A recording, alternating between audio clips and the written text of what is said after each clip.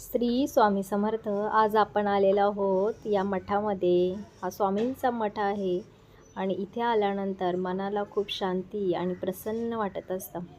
तर उद्या गुरुचरित्र पारायण बसणार आहे आणि मठामध्ये शनिवारी पारायण बसलेलं आहे.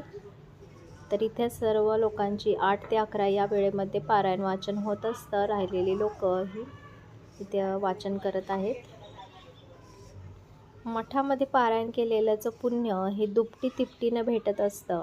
पण काही कारणास्तव काही लोकांना मठामध्ये पारायण करणं शक्य होत नाही. ते लोक घरी पारायण करत असतात. तर बघू शकता खूप छान आणि प्रसन्न वातावरण झालेलं आहे या पारायण काळामध्ये. सगळे लोक मठामध्ये आपली पोथी असेल, पोथीच्या बाजूला ठेवायला एक नारळ, निरंजन घेऊन आलेले आहेत. कारण पोथी वाचताना एक निरंजन, अगरबत्ती तेवत असावी असं बोललं जातं. तर तुम्हाला स्वामींचं दर्शन करवते. तर स्वामी समर्थांचं दर्शन करून घ्या सर्वजण. आपण मठात आलेलो आहोत.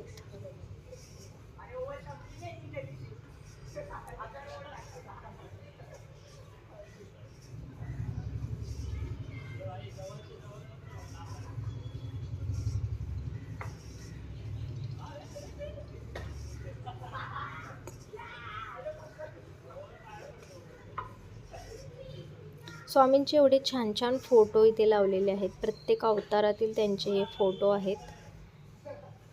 असं प्रत्येक फोटोकडे बघत बसावं वाटतं एकदम टक लावून. एवढे छान छान फोटो आहेत. तर अशा पद्धतीने आज मठामध्ये नारळ आणि खडीसाखर दिलेली आहे आणि आपण उद्यापासून पारायण चालू करणार आहोत.